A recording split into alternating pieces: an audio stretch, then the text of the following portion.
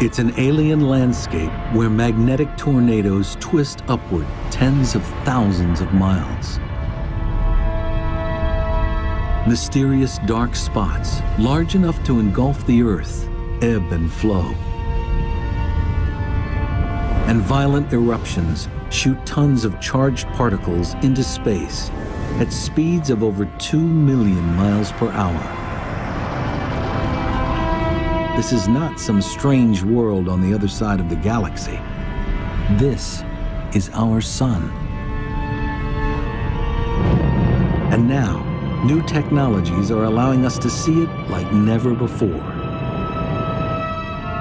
Satellites are giving investigators new insights into centuries-old mysteries. Whoa, did you see that? Boom, there goes a flare. That is really a quantum leap in solar physics, a continuous eye on the sun. How does our sun work? Where does its power come from? And how can its inner workings impact us some 93 million miles away? Finding answers has a new urgency. Before the expert by about 68 hours. And the bigger hit. The bigger hit. Our sun has a dark side. It's violent storms capable of taking down the electrical grids that power our daily lives.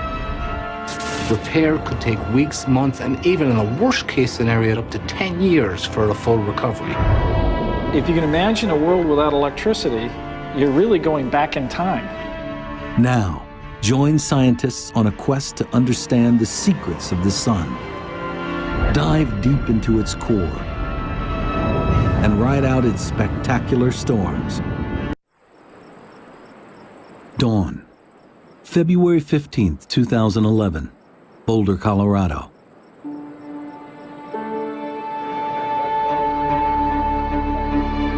The team at the National Space Weather Prediction Center begins its day as it usually does, carefully watching the surface of the sun. Okay, a 10 centimeter came in today. Although 93 million miles away, forces here can impact Earth in surprising and destructive ways. For the smaller, The M6. for the M6, you see this, the very first one is the M6. Today, after years of relative calm, a satellite detects something. A dramatic explosion on the sun's surface.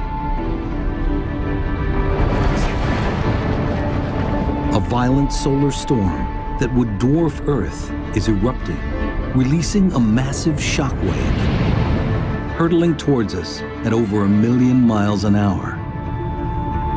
Right now, no one is sure what to expect. But I think that the M6 is going to get here. We have to determine when that thing is going to impact Earth's magnetic field. 8 hours. It's going to be sometime tomorrow, perhaps later in the morning, later at night. That's exactly what we're trying to determine. In fact, I have to join the discussions right now, so I'll get back with you. The team models the approaching storm. So 15Z for the arrival of the CME. This is it here. Right okay. there. Their simulation shows it racing out from the sun on the left towards the small dot on the right, So we're looking at about Earth.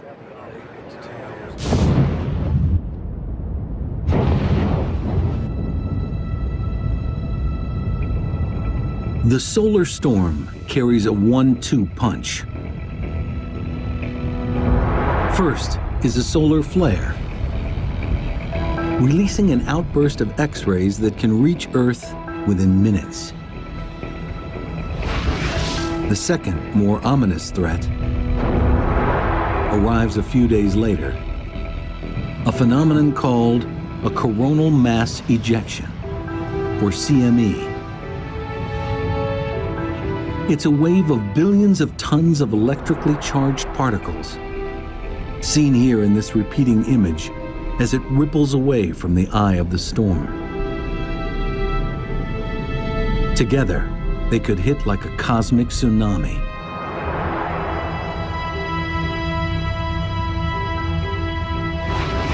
Delivering a surge of radiation and an electrical spike of trillions of watts, potentially crashing the power grid. Sound far-fetched? In March 1989, in Quebec, Canada, that's exactly what happens. One by one, power stations crash, disabled by the overwhelming power surge caused by a CME wave. In less than 2 minutes, 6 million people are left without power.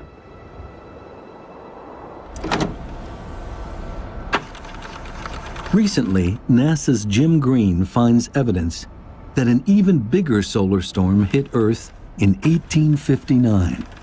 And what we found was the granddaddy of geomagnetic storms, and that was just 150 years ago. If we had a geomagnetic storm of that intensity today, the National Academy suggested that the impact on critical infrastructure could be catastrophic. And the big concern is the electric power grid. The massive electrical surge from a CME wave could overload power lines and melt transformers, blacking out entire cities. Repair could take weeks, months, and even in a worst-case scenario, the National Academy suggested up to 10 years for a full recovery. If that occurred, if you can imagine a world without electricity, you're really going back in time. It's not just the power grid that's at risk.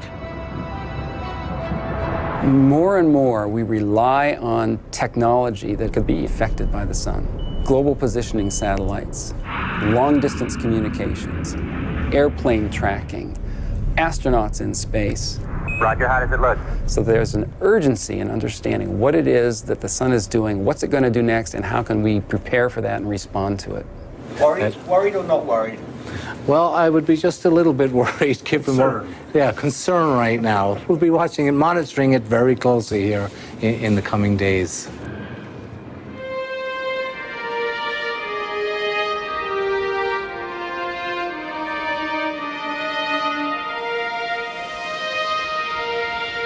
We've gazed at the sun since antiquity. We've worshipped it and built entire cultures around its power.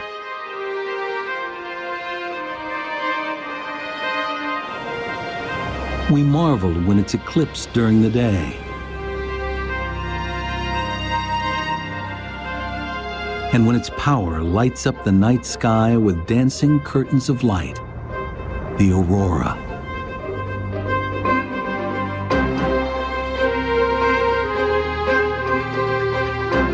Its power and size are awesome. It is so huge, 1 million Earths could fit inside it. Temperatures at its core soar to 27 million degrees Fahrenheit. It's been shining for over 4 billion years, and will do so for at least 4 billion more. Yet for something that has such an overwhelming influence on our lives, the sun is mysterious. How does the energy generated in its core reach us as sunlight? What processes are at work inside the sun? How do these powerful inner workings generate explosive solar storms? These are some of the mysteries scientists must understand to protect us from the sun's darker side. The sun can really surprise us. The sun is elusive, Crazy, Complicated. crazy, Incredibly dynamic. crazy. With explosive potential. The key to that explosive behavior lies deep beneath the sun's blinding surface.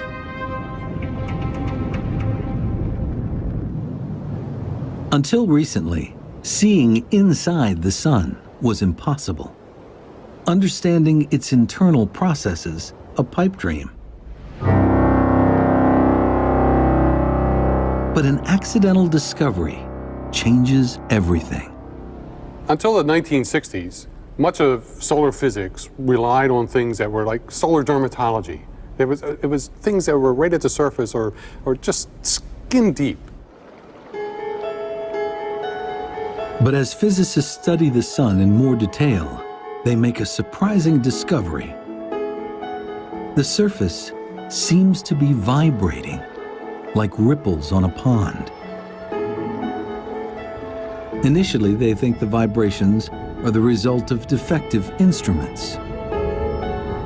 They couldn't get rid of them. They built better instruments, the ripples were still there. They looked at it for 10 years, and they did conferences, they all talked about it, and they harumphed. But what it turned out to be was just sound waves. It is an astonishing revelation. No one expects that the sun can generate sound waves.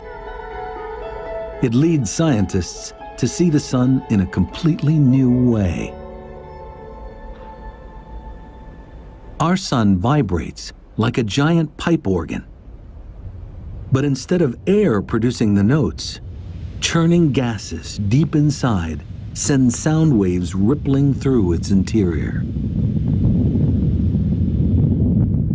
Because a sound wave changes as it moves through different material, we can look at the different frequencies and determine what's happening inside the sun. Geologists are familiar with this. By studying sound waves passing through the Earth's crust, they can see the layers below our feet. A technique called seismology. Similarly, sound waves moving through the sun's interior reveal how it's made up. I can use this organ to illustrate how sound waves work inside the sun. For example, if I hit this low note, it comes from one of these big pipes, big deep sound. And on the sun, that corresponds to a wave that goes very deep into the sun and brings back the information from deep down in the sun. If I turn to a high note, it comes from a much shorter pipe, and on the sun, that's telling us information about very close to the surface of the sun, not very deep at all into the sun.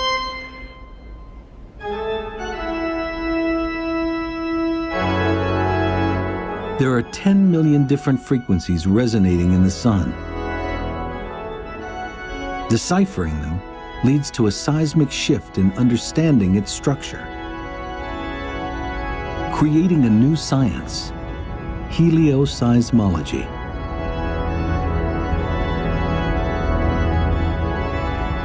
Once the helioseismology came along, we could not only see what the surface was, but we could actually tell what the physical processes were underneath.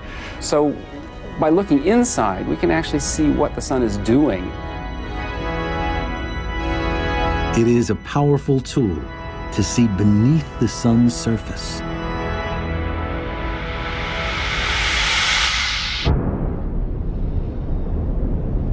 Studying the sun's sound waves reveals a complex, multi-layered machine. Directly beneath its blazing surface is a zone of perpetual churning. Next is a layer where light takes thousands of years to cross. At the center is the sun's core. It's the smallest region, but it's over 25 times the diameter of Earth. This is the powerhouse of our star. Everything we experience on Earth, sunlight, heat, and the effects of solar storms, starts here.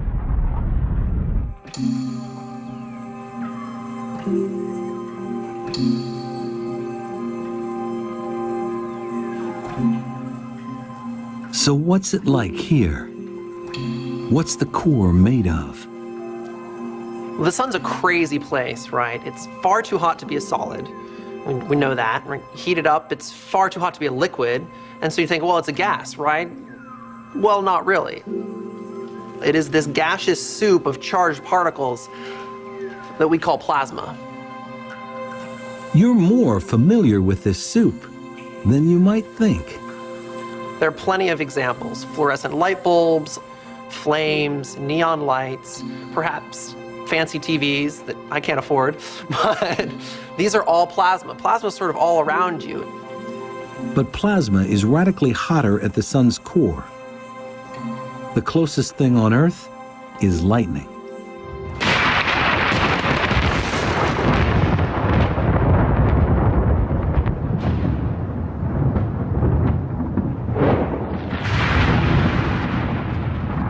During thunderstorms, electric charges build up, creating lightning bolts that reach tens of thousands of degrees. That's pretty hot, but it's nowhere near as hot as in the core of the sun. So if you were to travel into the core of the sun, the plasma would be 15 million degrees. As the sun formed, hydrogen gas at its heart was crushed under the weight of the material above.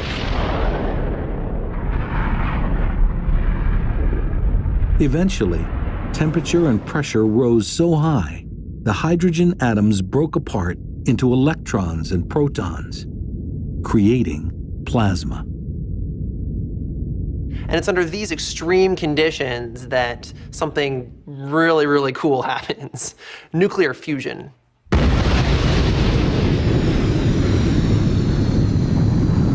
It's the same atomic process inside the hydrogen bomb.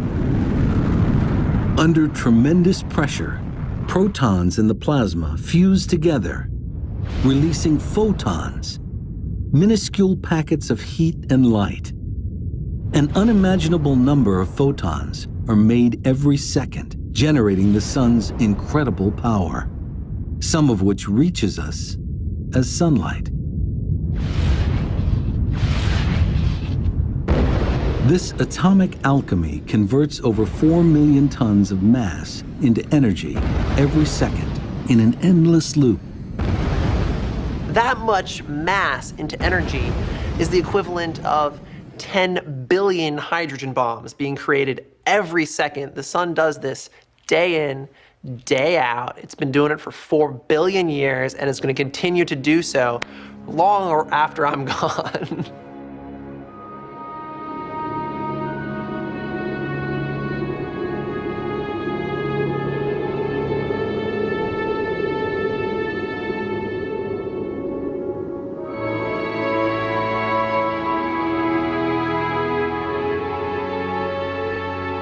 The energy of billions of bombs is released in the core every second.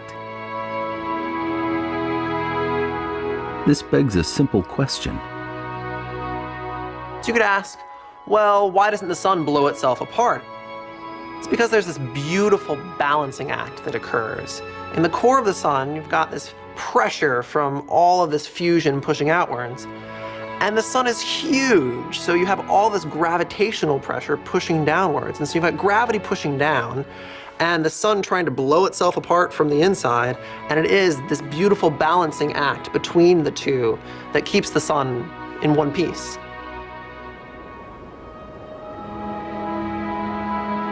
This light, born at the core, reaches us after a remarkable journey.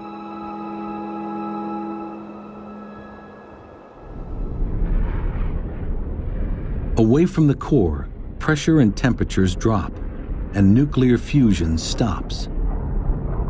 Now, each photon begins a tedious journey through the sun's thickest layer of plasma, a region called the radiative zone. Although squeezed less than at the sun's center, the plasma is still very dense, and photons struggle to move through it.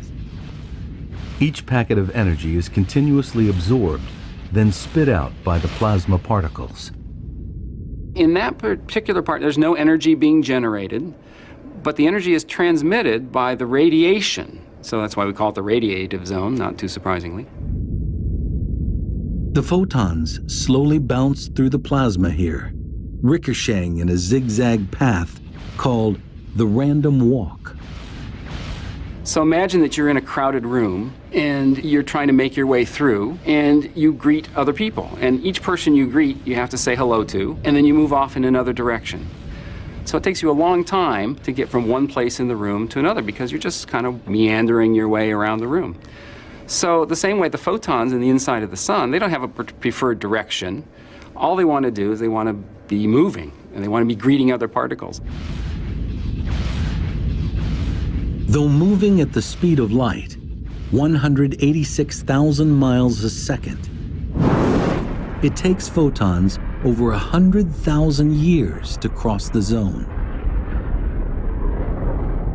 Eventually, the photons reach a boundary where pressures drop again, the plasma thins, and moving through it gets easier. The photons still pack a lot of energy. Now, they leak out into the convection zone, heating it from below. The thinner plasma in this zone makes the photons move in a different way. So instead of bouncing, all of a sudden there's an ordered motion. So it's as if all of a sudden someone said, "Lunch," and all the particles decided, oh, we all have to go this direction. You still have to wait in line to get out, so it takes a month to get from the bottom of the convection zone to the surface, but it's a relatively short period. During this short period, heat from the photons sends plasma here into perpetual motion, a maelstrom of churning 125,000 miles thick. Think of it like a massive lava lamp.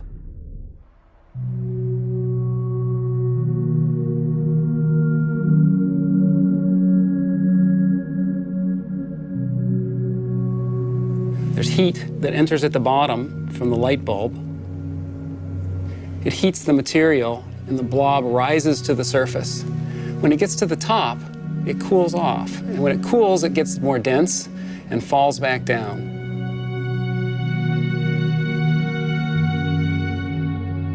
This is a good analogy for what's happening inside the sun. We have the core of the sun heating the material at the bottom of the convection zone. The material expands and it carries the energy upward until it gets to the surface.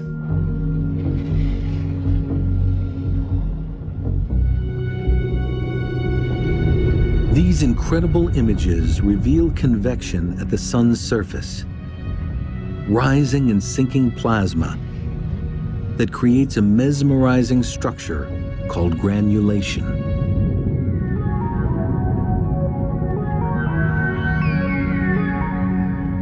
The granulation cells are about the size of the state of Texas.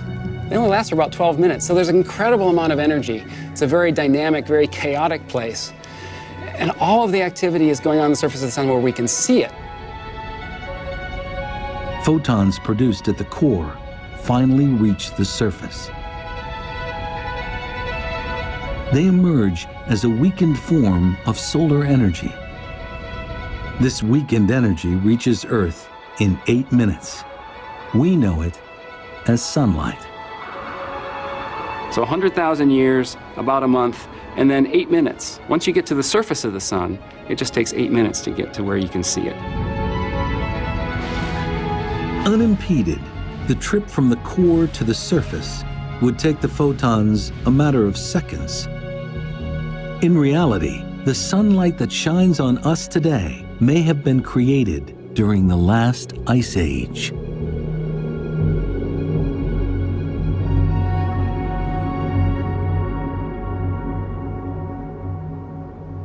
Energy reaching the sun's surface doesn't just result in sunlight. It can also trigger solar storms. Understanding the sun's destructive power requires 24-hour precision surveillance, something that, until recently, was impossible to achieve. 5, 4, go for main engine start. 3, 2, 1, 0.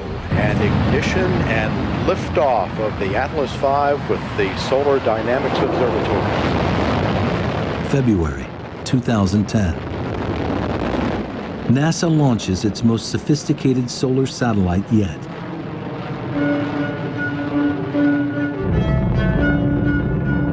The Solar Dynamics Observatory, or SDO for short.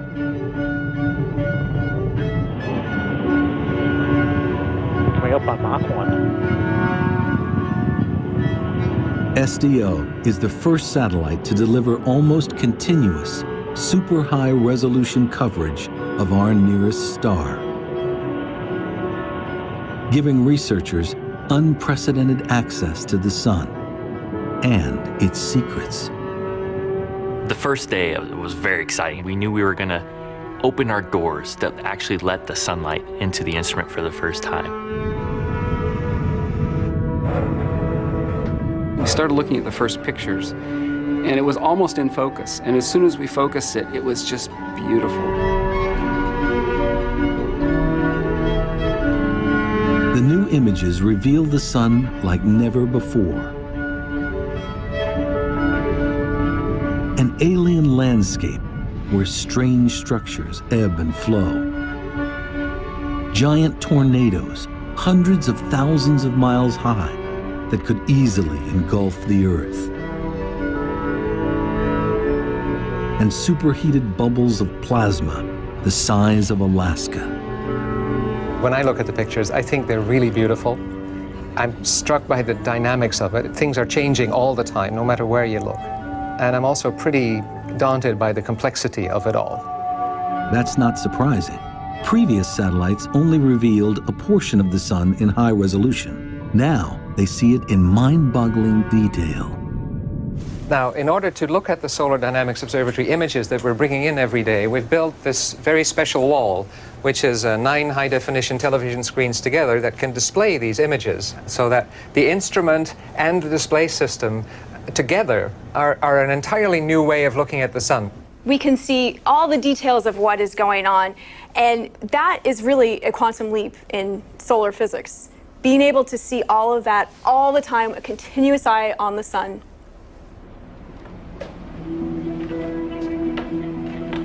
One of the most important aspects of SDO is its ability to see sunlight across a range of wavelengths, the equivalent of looking at things glowing at different temperatures.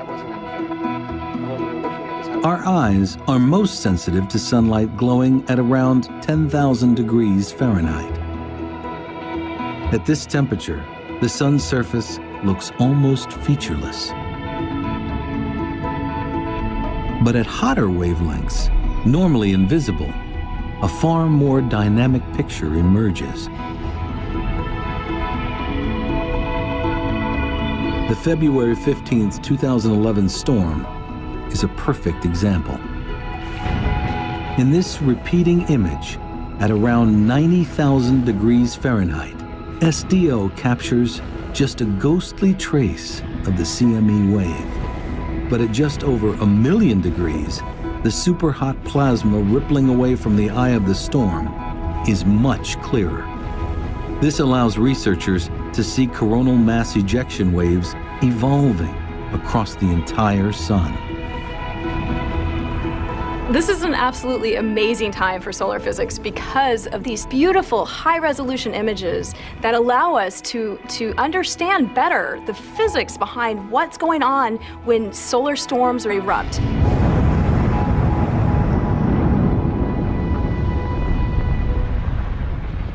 There's that one last photo. Look at this one.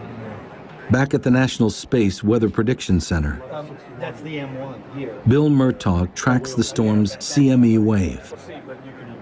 It carries 1 billion tons of plasma and is now only about 20 hours from Earth. We're bringing it in mid to late on the 17th into the 18th. What they see is alarming.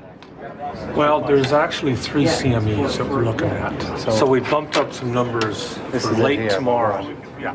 It's not a single CME wave, but 1, 2, 3 of them. We won't call it the perfect storm yet or anything, but conditions are lining up for some significant space weather. Their models show trajectory and speed, but the big unknown for Murtaugh is how powerful the waves will be when they hit.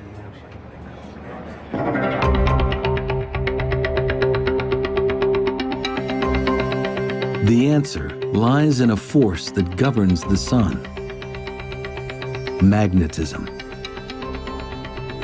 We're all familiar with magnets. They produce an invisible force that pushes and pulls on charged particles.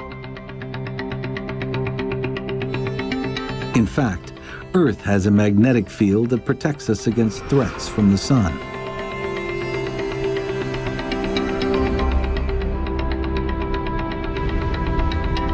But we are less familiar with the sun's magnetic power, which researchers believe plays a major role in driving solar storms. We've essentially learned that it takes 2 things to make a star magnetic. It needs to have these convective motions right underneath the surface, the bubbling of the gas. it needs to spin, and the faster it spins, the more active it becomes. And wherever those two things, the bubbling and the spinning, can interact, that's where we see the strongest magnetic activity in stars. Astronomers know that the surface of the sun spins in a strange way. Travel from the poles of the sun towards its equator, and you'd notice it turns faster. Analyzing sound waves inside the sun reveals that the plasma layers beneath the surface also spin at different speeds. That's because they act like fluid, which gets denser towards the core. The interior of the sun is a place of spectacular turmoil. Turmoil that's the key to the sun's magnetism. The motions there, the convection, the differential rotation, the motion from equator to pole, are driving a new force. They're driving a magnetic field. There's a dynamo at work here. A dynamo that's generating a force that we actually experience here on the Earth. It works like a giant wind turbine. Churning plasma in the convection zone stirs up powerful electrical currents, which generate a huge magnetic field. Have upflows here and downflows coming down this way, right? The holy grail for scientists is understanding exactly how this dynamo generates solar storms. The clue lies deep within the convection zone.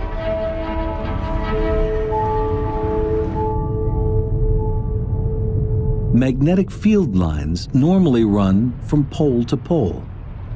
But with all the turmoil in the convection zone, that pattern can't last. Rotating layers stretch them horizontally. Convection twists and braids them. Under immense strain, they begin to kink upwards towards the surface. Imagine this spring is a magnetic field line. The magnetic field inside the sun is amplified, is strengthened by the rotating motions and the shearing motions and the churning motions inside the sun. It wants to expand upwards, and it does, until it pokes out through the surface of the sun. Tracking invisible field lines is normally impossible. But plasma plays a critical role. Even though the magnetic field lines themselves are invisible, the plasma, which is heated and hot, can light up along these paths. In maybe the same way, you could think of a highway, and at night you wouldn't see the highway at all, but with the cars with their headlights on, you'd see the path of the highway. Watching field lines is critical to understanding solar storms.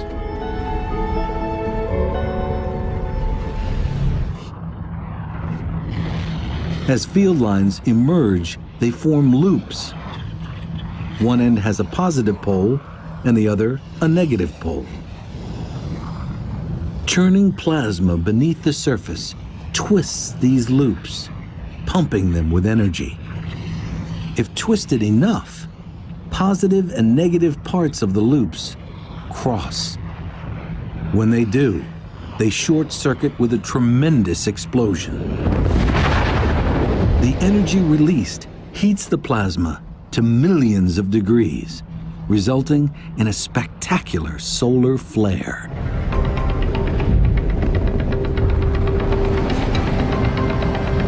It's the final dramatic stage of a very long journey.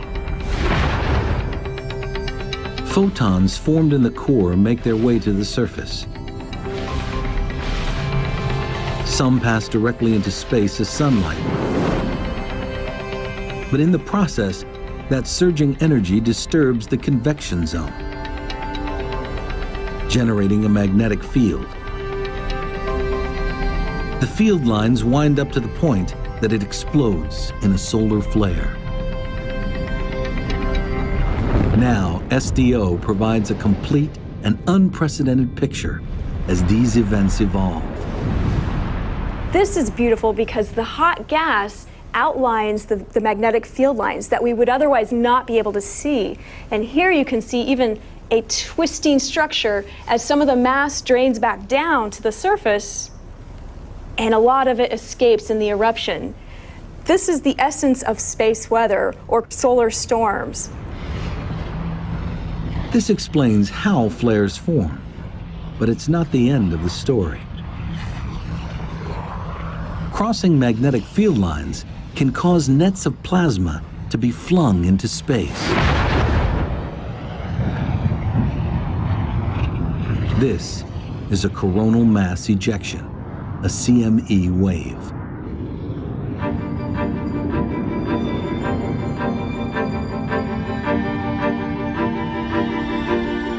The portrait of how solar flares and CME waves form is coming into focus. But a key question remains. CME waves can travel 93 million miles to Earth in a matter of hours. So what gives them such explosive energy?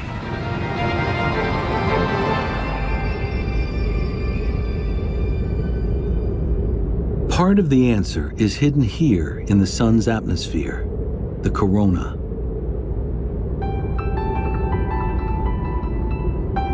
It's made of superhot plasma that blisters at over 3 million degrees Fahrenheit. 300 times hotter than the sun's surface. Some scientists suspect that this heat powers massive gusts of energy that blast CME waves toward Earth at incredible speeds.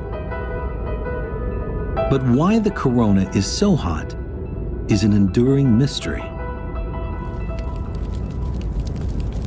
Understanding it's essential if we want to get to the bottom of how the sun drives space weather and the impact of the sun on the Earth.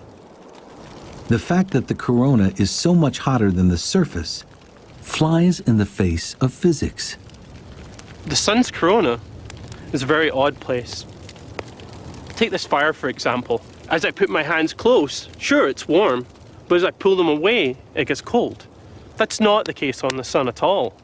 As you go in close, it's definitely warm, but as I pull away, it actually gets warmer still. Recently, Japanese investigators observe high-velocity jets of plasma shooting up from the near surface. McIntosh suspects these jets deliver heat to the corona, but he doesn't have a way to confirm it visually until he turns to SDO for help. Lo and behold, we actually managed to join the dots and see, yeah, these objects that we could see moving out of the lower atmosphere at high speeds, kind of like these licks of flame, really were reaching a couple of million degrees. It was really a tumultuous moment. We kind of looked at each other and said, wow, what have we just done? They've shown that the plasma jets accelerating upwards from near the sun's surface generate tremendous heat. As a result, temperatures in the corona soar to 3.5 million degrees. If confirmed, it represents a huge leap forward in understanding CME behavior. The immense heat of the corona acts like a wind in a raging gale. It's constantly pushing on the plasma draped on the field lines, billowing them out like sails pulling on a mast. Like solar flares, when magnetic lines cross, there can be an immense explosion. In this case, the lines are cut and the sail whips off into space. Loaded with 1 billion tons of highly charged plasma, the CME wave can wreak havoc on electricity-dependent Earth. At the National Center for Atmospheric Research, this violent event is captured by satellites. Now, to see the CME, we need to create a little artificial eclipse. To do that, we block out the light from the disk of the sun, and that's this little circle here. But what that allows us to do is to see this extremely faint, high-speed thing shooting away from the sun. This one moves at about 1,000 kilometers per second. By enhancing the picture and slowing it down, it's possible to see the shockwave moving at over 2 million miles per hour. Though we have a better understanding of what causes solar storms and how they reach us, there is still a final pressing problem. Trying to predict when solar storms are going to occur on the sun really requires a lot of detective work. Basically, we're looking for clues in observations to tell us when potential storms might occur. The best clue comes from these. Sunspots. Dark patches which can linger on the sun's surface for weeks at a time. A sunspot is a massive region, several times the size of the Earth, which appears on the sun as a dark spot. It's dark because it's relatively cool compared to its surroundings. And it's cool because the magnetic fields are so strong that they're suppressing the flow of heat from below.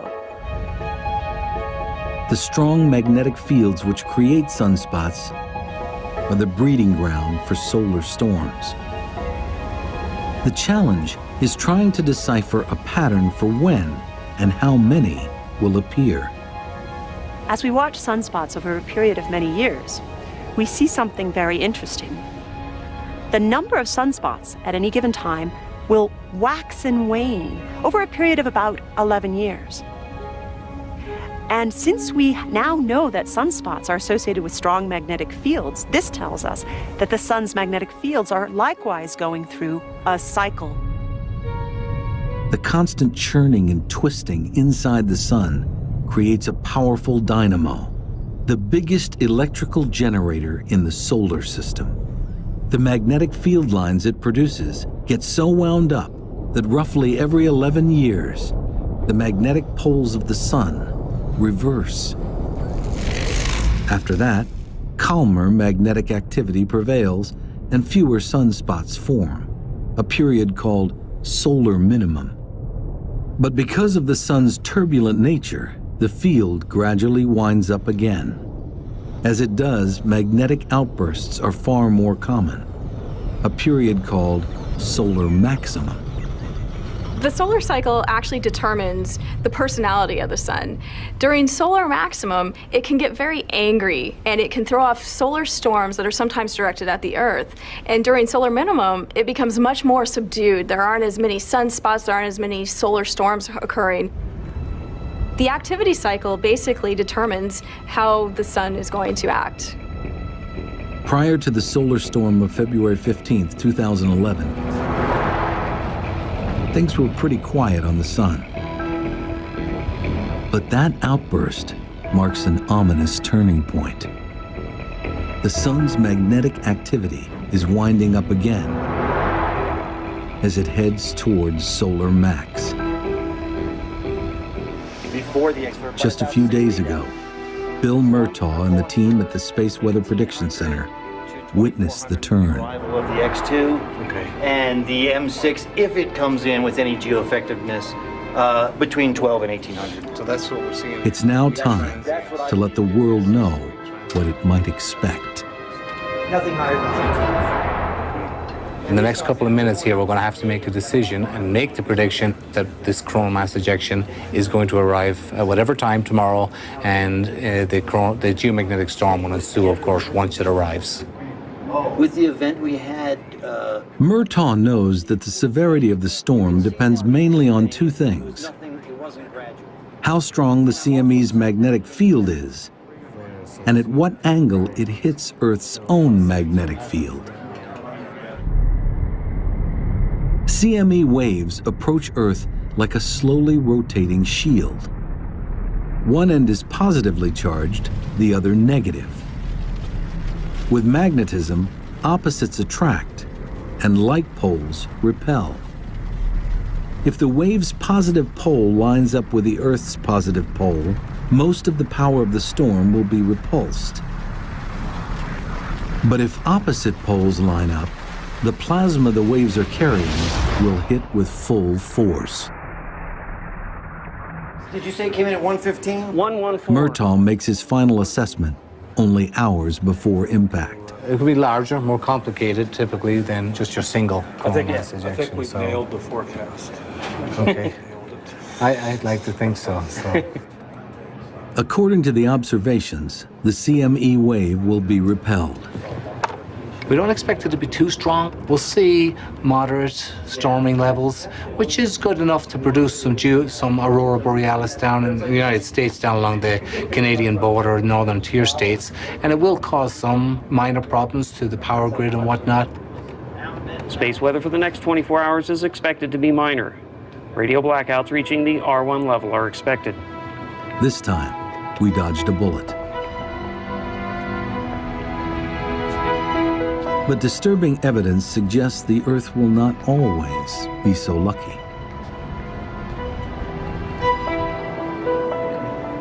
It's a cautionary tale. NASA's Jim Green discovered it while researching a book on the American Civil War at the Library of Congress. Green found news accounts from 1859, which caught his eye. I would run across articles about aurora, fabulous aurora, and this really piqued my interest because it's in my field. It seemed as though the armies of heaven were engaged in terrific, though noiseless, conflict. This terrific aspect soon subsided into a more beautiful and brilliant appearance, a few of which I can only refer to. The reports tell of auroras so bright, miners in Colorado wake up and go to work thinking it is dawn. Other accounts tell of a more harmful impact on the lone electrical system of the day, the telegraph. One, for instance, because of the induced current on their system, overheated the battery and started a fire, nearly burnt down the telegraph office. Another operator was burnt so badly he ended up into the hospital. Green uncovers numerous reports of auroras seen not only across the United States, but around the world. The evidence is clear. Earth was struck by a superstorm in 1859, the result of two massive CME waves. Those two storms were not only enormous, but they happened one right after the other. No one alive has seen anything like it. On the day before the waves hit, a British astronomer observes a giant sunspot group light up with two massive flares. The second CME wave hit 18 hours later, allowing Green to calculate its speed, 5 million miles an hour, plowing into Earth at almost 4 times the speed of the February 15, 2011 CME waves. Using the various reports, Green is able to reconstruct the 1859 storm. The accounts suggest that the poles of the CME waves were aligned, and instead of being repulsed, the waves hit with full power. The charged particles funnel down into the atmosphere, electrifying it like a giant neon sign, producing dazzling aurora displays. The storm is so intense, Earth's magnetic field all but collapses. Millions of tons of plasma spill towards the equator, and a powerful electric surge pulses over the globe. For the largely pre-electrified world, the moment passes with minimal damage.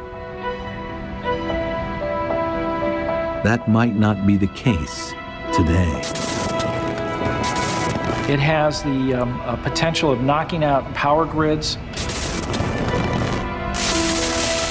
And if it burns out transformers that are hard to replace, we may be without electricity in many areas for a very long period of time.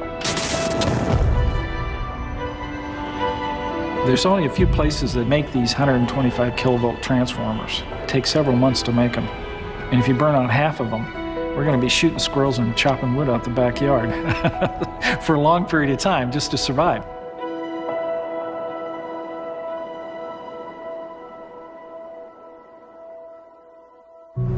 everything grows. building up. But the 3Ds really.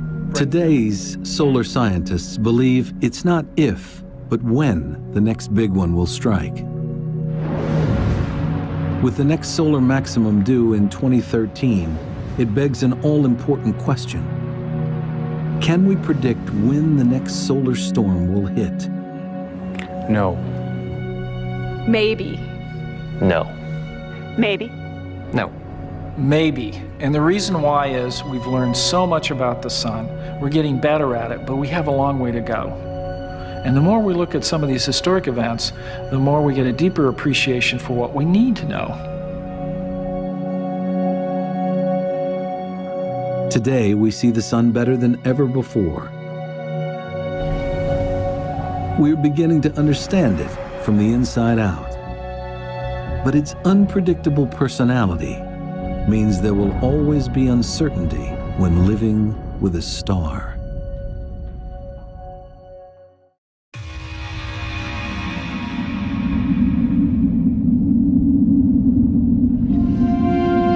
The sun, our nearest star.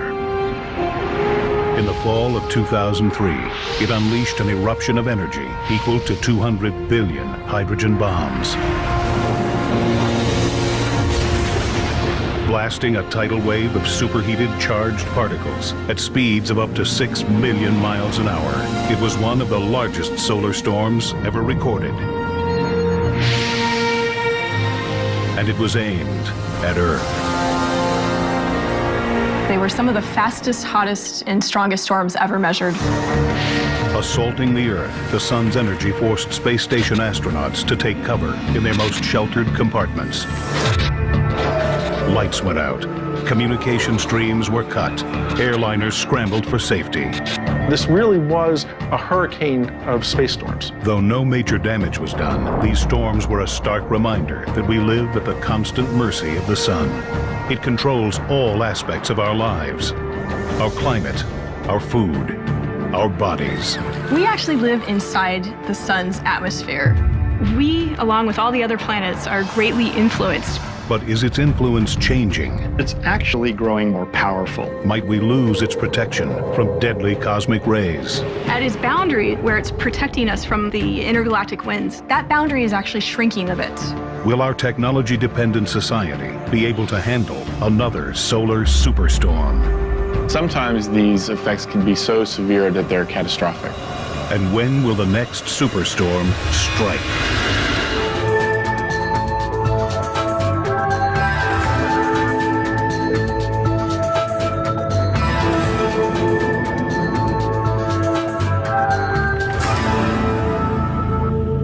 Three, two, one, go for drop. Pegasus is away on the IBEX mission. All Pegasus. Fall 2008. Stage 1 ignition. NASA launches IBEX, the Interstellar Boundary Explorer. Part of its mission is to study the effects the sun has on the furthest reaches of our solar system. IBEX joins the long list of human attempts to explain our star's impact on our solar system, our planet, and our lives. The sun. The sun provides all of our light and heat. If it weren't for the sun, we wouldn't be alive. We people are very interested in what goes around us. We like to understand our neighborhood. The sun in the universe is our street, our neighborhood. The sun. We are actually affected by its moods. In fact, it's like the parent, and all the planets are the children that are affected by its moods. We need to know how it's going to evolve and how the changes that are always happening in the sun affect us here on Earth. The sun. If we want to understand the universe and the stars that make up the universe, then it's important to study the one that's closest to us. We've learned more about the sun in the past 40 or 50 years than in all of recorded history. This golden age of exploration was kicked off by a unique mission that gave us close-up images of our sun from above our atmosphere. Skylab, we're reading you loud and clear over the Vanguard for 8 minutes. In 1973, Skylab became the first manned space station. It sent back images of the sun, clearer than anything taken from Earth. The Skylab mission was one of the very first laboratories that was dedicated just for the research and study of the sun. In some ways, it's kind of the grandfather of the current missions today. Right now, a fleet of about 20 space probes scan and study the sun in ways we never imagined, even 30 years ago. By studying the sun from the vantage of space, we can see it in a whole new light, using different light wavelengths, including X-ray and extreme ultraviolet. We can peel back its layers and begin to understand how and why the sun acts the way it does. The different wavelengths mean different temperatures, and different structures are more visible in different wavelengths than in others. Our robotic space probes never stop watching the sun. With their help, scientists are working out the big questions about our star, and we already know a lot. The sun is one of over 200 billion stars in our Milky Way galaxy, but it is our closest at 93 million miles away from Earth, almost the same distance as 4,000 trips around the globe. And despite that distance, its light only takes 8 minutes to reach Earth. It is only 4.5 billion years into its nearly 10 to 11 billion year lifespan. And though technically a medium-sized star called a dwarf, it is enormous, 900,000 miles across, and if hollowed out, 1.3 million Earth-sized planets could fit inside. The sun accounts for 99.8% of the mass in the solar system, and it weighs 300,000 times more than the Earth. It is made up almost entirely of a superheated form of electrified and magnetized gas called plasma. The sun packs enough gravitational pull to keep the planets from spinning off into space. And as Copernicus first suggested, it rules the center of our solar system with a gravitational iron fist. Copernicus's model, in which he placed the sun in the middle of the solar system with all the planets going around it, instead of everything going around the Earth, was a giant paradigm shift. It meant that the sun is the most important thing in the solar system. It meant that we really should understand the sun. Our sun, like all other stars in the universe, is made from the dust of stars that lived and died over billions of years, going all the way back to the Big Bang. So our sun and our solar system is really the debris from many generations of stars. The sun we see every day is the solar system's source of power. Deep in the center of our star, its core is superheated to 27 million degrees Fahrenheit and is the engine that drives it all. Inside the sun's core, the process of fusion is occurring, and that fusion process is giving off light and particles. Every second the sun shines, it releases the same amount of energy as 1 million H-bombs. The sun's light is made of particles called photons, born in the core, then propelled by convection currents through the radiative and convective zones of the sun. Eventually, they reach the volatile outer layers of our nearest star. The sun's outer parts consist of 3 regions. There's the photosphere, or surface of the sun, and it's not really a hard surface like that of the Earth. The sun is gaseous throughout, and the temperature of the photosphere is around 10,000 degrees Fahrenheit. Above the thin layer of the photosphere is another thin layer called the chromosphere, and the chromosphere is slightly hotter than the photosphere, which is counterintuitive because you would think that as you go away from the source of all the energy and heat, the core, that temperature would drop. But in fact, the temperature rises from the photosphere to the chromosphere, and it gets even hotter as you rise to the third layer of the atmosphere called the corona. And then beyond the chromosphere is a large, tenuous, extended region, the corona, which is millions of degrees. The sun produces a continuous outward flow of energy called the solar wind. Constantly blowing, it carries energy out into the solar system, extending our sun's reach 9.3 trillion miles, well beyond Pluto. The space in between the planets and the space in the entire solar system is not an empty void, but it's full of these particles and it's full of these rays of light. While the solar wind blows away from the sun, its gravity holds and pulls everything in. Take comets. All comets orbit the sun and can get pulled directly into the line of fire. Recently, scientists witnessed one of the sun's most dramatic outbursts, a coronal mass ejection, ripping the tail off a comet. When it hit the comet, the tail was cut off like you took a knife, and the tail drifted away, and then it took a little more time for the comet to generate more gas and plasma and dust and create a tail. It tells us about how the solar wind moves in the solar system and how it can affect things. The sun affects everything it touches, even us. To learn just how much, scientists sometimes rely on a remarkable cosmic coincidence. The lethal output of the sun has made studying it almost as difficult as understanding it. But scientists can get a good look at our nearest star thanks to a cosmic coincidence. A total eclipse of the sun. A total solar eclipse occurs when, from our perspective, the moon is exactly aligned with the sun and blocks its photosphere. It's a glorious sight. The solar eclipse is the most wonderful thing to see. It grows really dark by factors of thousands within seconds. And as it does become so dark, you can look up in the sky, you see the dark shadow coming from one direction, sweeping at you. It's really coming at thousands of miles an hour. So it's very impressive to see. Humankind has marveled at the mysteries of the eclipse for millennia. Scientists have used it as an opportunity to see the sun's outer atmosphere, the enigmatic corona. One of the hottest regions of the sun, energy from the corona radiates out to the edge of the solar system. The entire solar system actually sits in this outer corona of the sun. So this atmosphere of the sun is bathing all the planets. The engineers who built the Solar and Heliospheric Observatory, or SOHO, installed an artificial eclipse into the space probe. Called a coronagraph, it does the same thing as a natural eclipse, blocking out the blinding rays of the sun, so scientists can try and answer an old question. How does the solar corona get so hot? After all, the everyday surface of the sun, the photosphere, is only around 10,000 or a little more Fahrenheit. And the corona, on the other hand, is millions of degrees hot.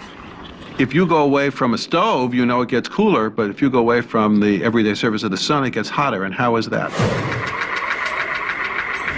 It all starts at the sun's core, where every second, nearly 700 million tons of the universe's most common element, hydrogen, are converted into helium through nuclear fusion, giving off the energy that becomes photons, otherwise known as light. The sun's core is really hot, several tens of millions of degrees. And there the temperatures are so high that protons' hydrogen nuclei can come together, grab each other, fuse eventually into helium, and in this way release energy. What happens with these photons, they go through this process, what we call a random walk, where they have to go through the layer of the sun, they get absorbed and then reabsorbed into lots of different photons at lower energy level. So this process of being absorbed and reabsorbed millions of times can take 150,000 years. Once out of the sun's interior, photons are only 8 minutes away from Earth, but they're leaving behind a world in constant motion. The solar surface boils. Energy rises constantly from below. Coils of plasma and energy, called coronal loops, spring across the sun. While dark regions known as sunspots stretch thousands of miles, and at only 7,000 degrees Fahrenheit, these sunspots are the coolest part of the sun, emitting less light than the surrounding area. If you were to pluck a sunspot away from the sun and place it in the sky, it would actually be as bright as the full moon. Sunspots appear on the surface and are easy to see. Their genesis, however, is tied to the sun's deep interior and complex rotation. The sun doesn't rotate like a solid body. Instead, it rotates more quickly near the equator than near the poles, which leads to sunspots. The equator completes one rotation in 25 days. Mid-latitudes complete one rotation in about 30 days, and near the poles, one rotation is completed in about 35 days. Called differential rotation, this process makes the sun's interior churn at different speeds, creating intense magnetism in the form of millions of magnetic field lines, which get mixed up as the sun's interior twists up like a rubber band. This builds up pressure, which makes them buoyant. So they float to the surface, and where they pop through the surface, they create sunspots. Once on the surface, the now twisted and balled up magnetic field lines block the convection of superhot plasma from rising, making sunspots appear dark. And when those sunspots start to twist around, you can imagine that you have one sunspot here and one sunspot here, and there's a magnetic field that connects the two. And that magnetic field gets twisted, and eventually the same sort of thing that happens with a rubber band, it pops. And when the magnetic field pops, it releases energy. And in the case of the sun and solar flares, it releases huge, huge amounts of energy. The magnetic field lines created by the twisting and churning of sunspots, though invisible, can be seen in the dramatic formations on the surface of the sun, in the form of flares and prominences. It is here that the sun's influence starts, as the breaking of these magnetic field lines drives massive amounts of energy from our nearest star out into the solar system. And it is these magnetic field lines that are behind most theories on why the corona is so much hotter than the surface. It's pretty clear that it has something to do with the magnetic field that heats the corona. But presumably there are waves along the magnetic field that bring energy from underneath the surface of the sun into the corona.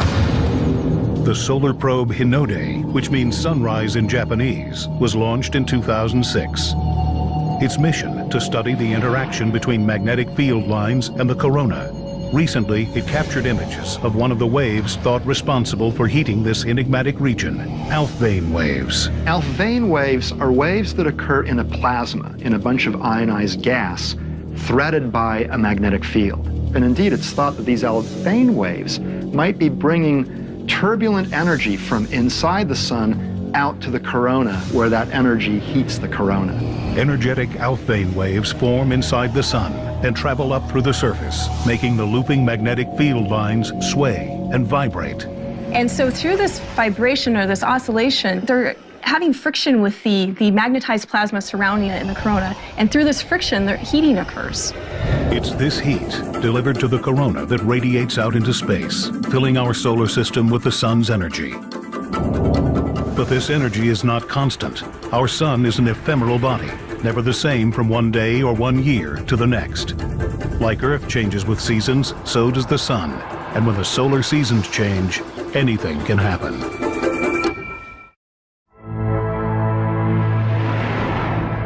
Day in and day out, the sun we see appears the same. But like Earth, the sun has seasons, solar minimum and solar maximum. Two distinct personalities that can affect our technology and possibly even our weather. The transition between solar minimums is called the solar cycle, an average 11-year period in which the sun's activity maxes out, then ebbs again. The primary measure of the solar activity cycle is the number of sunspots visible in the sun. During solar minimum, the period with the fewest sunspots, solar activity is limited. When sunspots break through the surface during solar max, the sun's power reaches out. When there are lots of sunspots, there are lots of flares and coronal mass ejections. Increases in solar activity enhance the connection between sun and Earth. Energy expelled from the sun can create disturbances in the near-Earth environment. The Earth is embedded in the solar atmosphere, and so what happens on the sun affects the Earth. And that's what we call space weather. Accurate space weather forecasting is the ultimate goal, but this can be hard. The sun is turbulent, especially during solar maximum, the peak of solar storm activity. During solar maximum, the magnetic field of the corona becomes very complicated, and you have magnetic field everywhere, all around, even near the poles. You can have coronal mass ejections and flares and solar storms occurring sometimes several times a day. Solar flares, violent eruptions of energy, usually near sunspots, burst into space. Like a bolt of lightning, quick and powerful, they can happen over a matter of minutes and can give off the same amount of energy as 1 billion megatons of dynamite. Solar flares are gigantic outbursts of energy from the sun, coming from a very small localized region of the sun's surface. So they're very concentrated ejections of energy that heat the surrounding gas to 10 million degrees. Solar flare is sort of like a snapping of the whip. It really releases a lot of energy very quickly, accelerating particles almost up to the speed of light. The particles from the very most energetic solar flares can reach us in something like 15 minutes.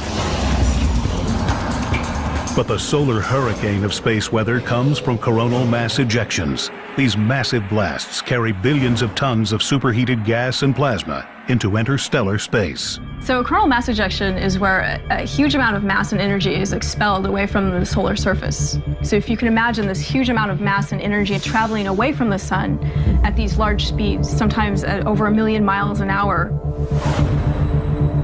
They throw these like big bubbles of hot gas and magnetic field.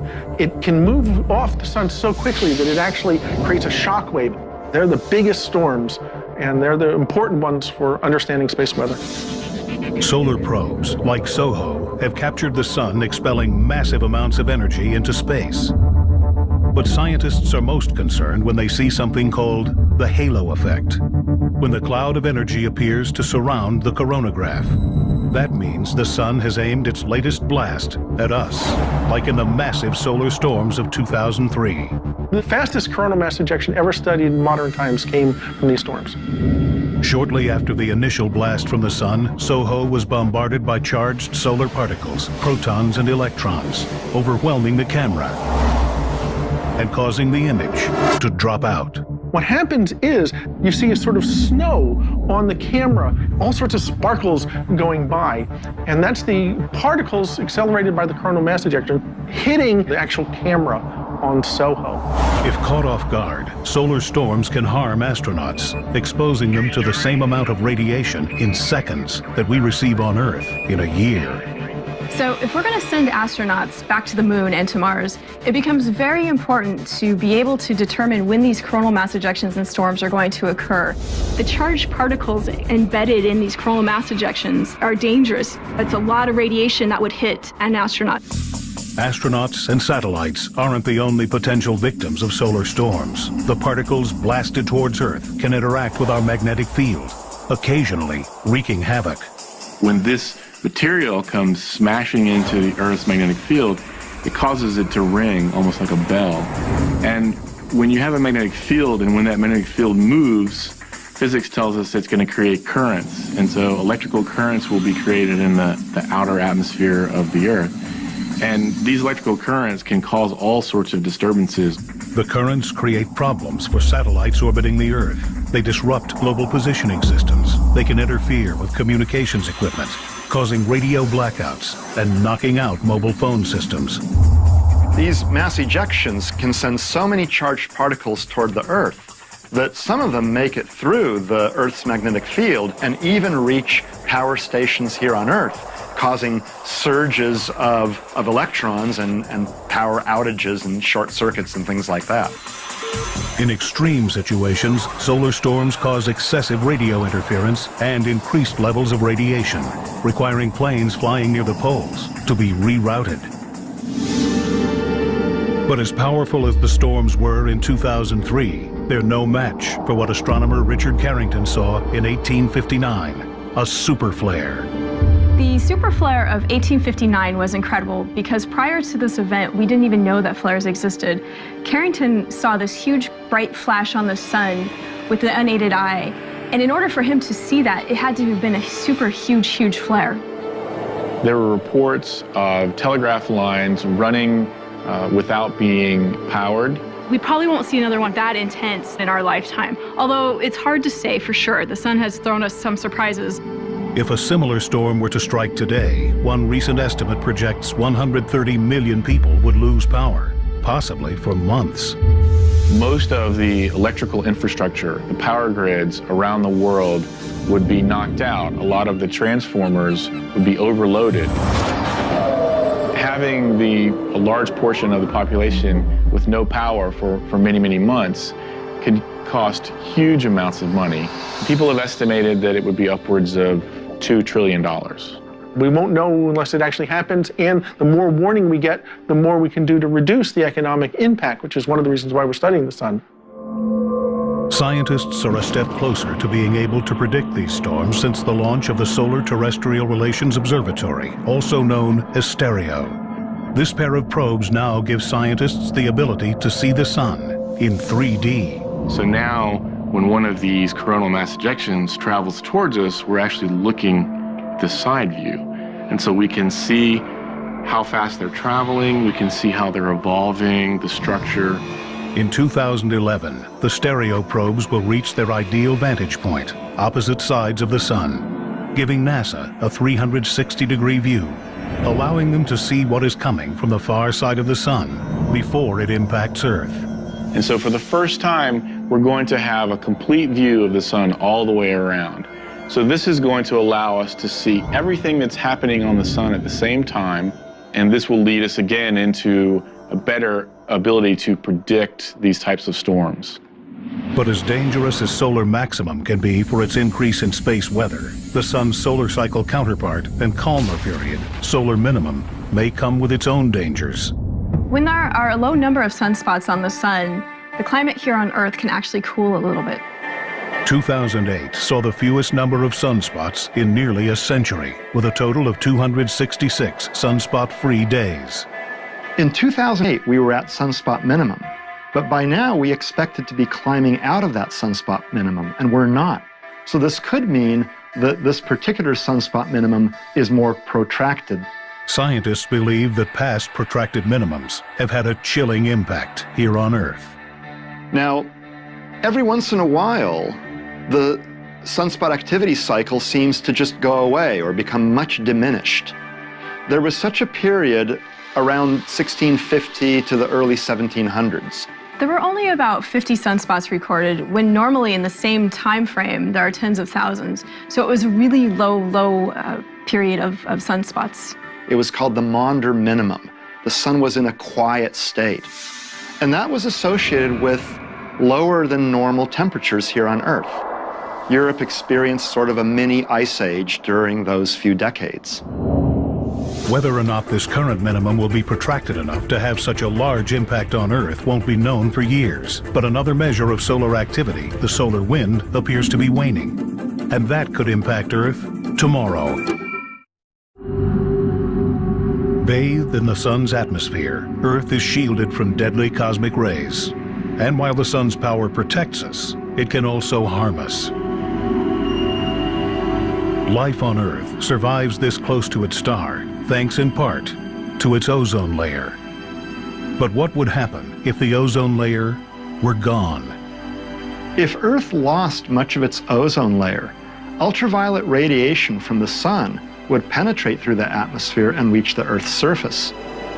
The sun's massive amounts of ultraviolet rays would quickly eliminate most basic elements of the food chain, wiping out plants and then animals. If we are bathed in huge amounts of ultraviolet light, eventually the life on the Earth would die. But what could cause such a catastrophic collapse of the ozone layer? Something the sun is supposed to protect us from: a gamma ray burst. Gamma ray bursts are intense, brief flashes of the most energetic kind of radiation known, gamma rays. The most powerful events in the universe. In seconds, they give off the same amount of energy that the sun will emit in its entire life. They occur when certain large mass stars die or even collide.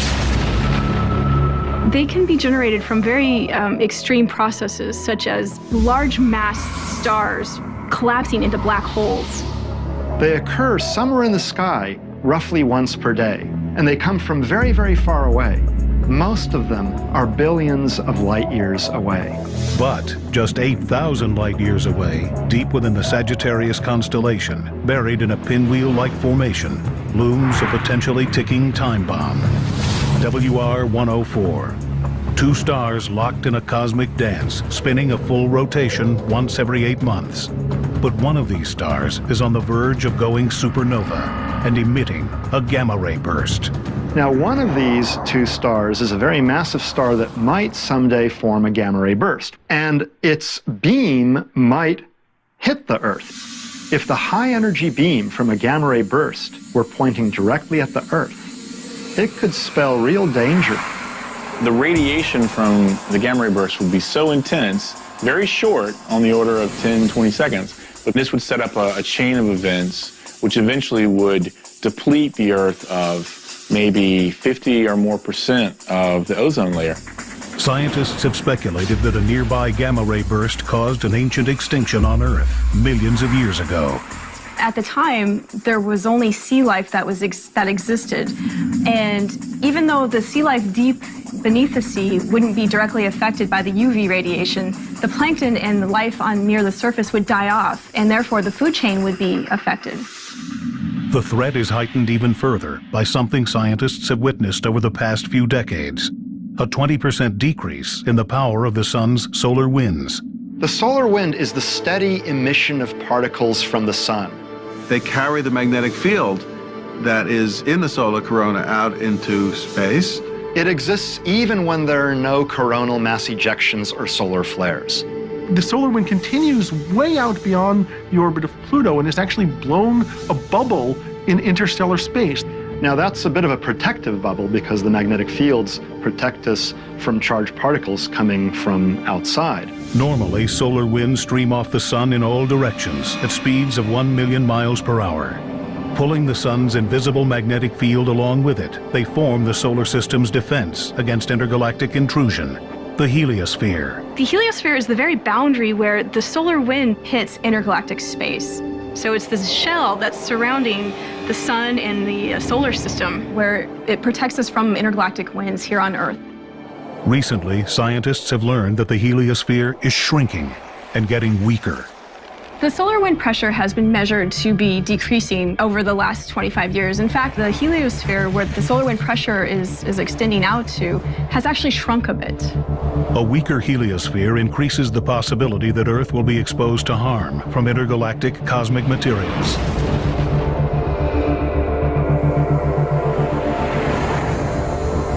So if there's less solar wind, then the heliosphere itself is going to shrink. And that makes it easier for more cosmic rays to enter into the solar system. Already, the amount of high-energy electrons, a small but telling aspect of cosmic rays around Earth, has jumped in number by 20%. Looks like the cosmic ray electrons have increased, and you would expect that. If the solar wind has decreased by 20–30% over the last 15 years, the bubble will have gotten smaller, and you expect an increase in galactic cosmic rays. The good thing for us is that we live on a planet with a thick atmosphere and a magnetic field. So we have two types of shields that protect us.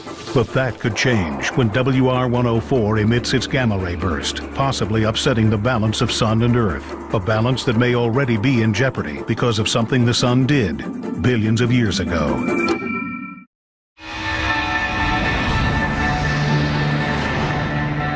Over billions of years, the Sun and the Earth have developed the perfect balance for life to thrive.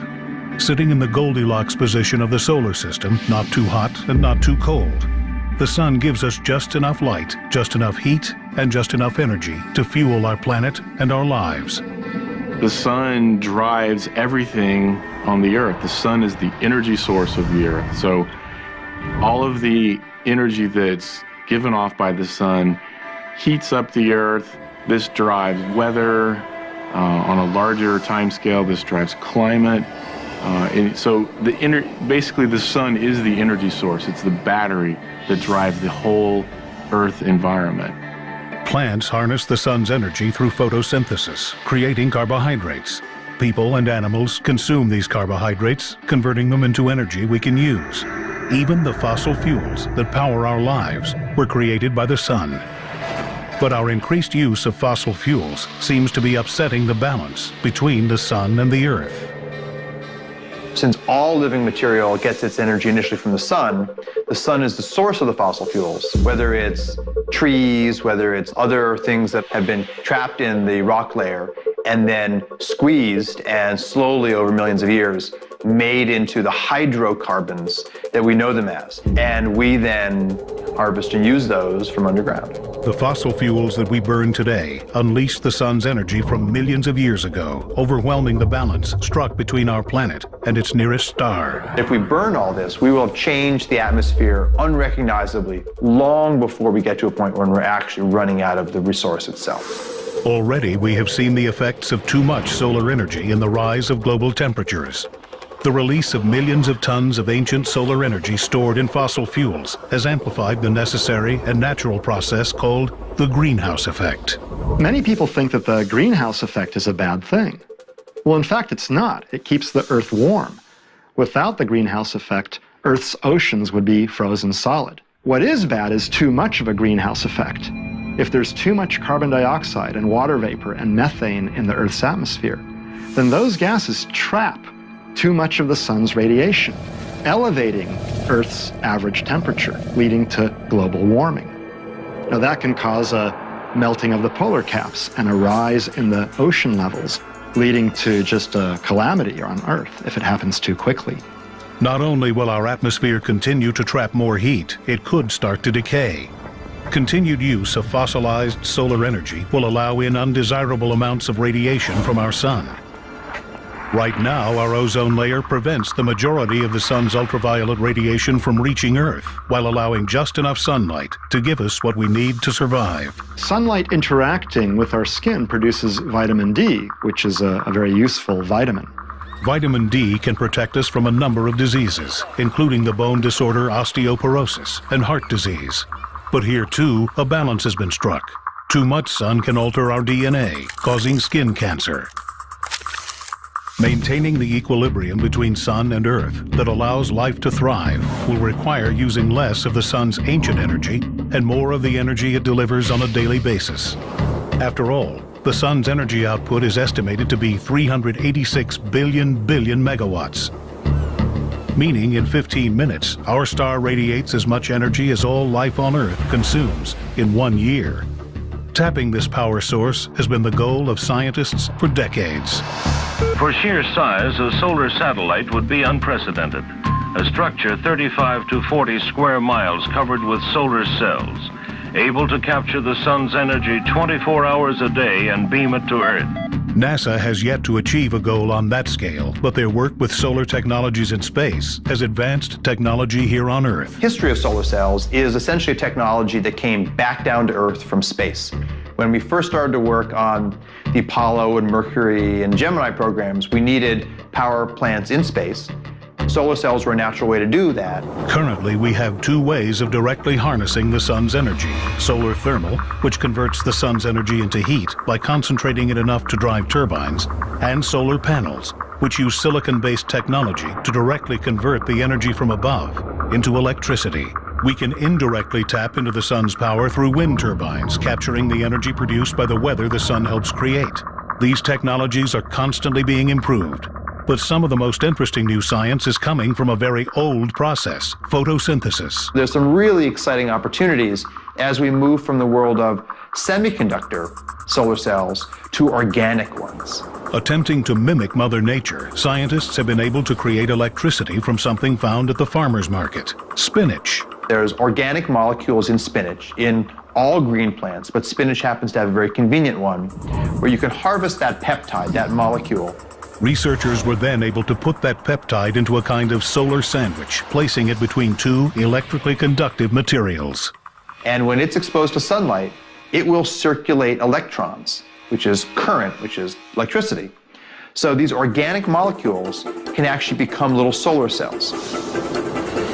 In order to maintain the balance between Earth and our nearest star, it's become clear we must focus on finding ways to fuel our lives with the energy the sun supplies today. After all, the promise of solar energy is that for as long as the sun shines, its power can be ours. But what will happen when its power becomes too plentiful?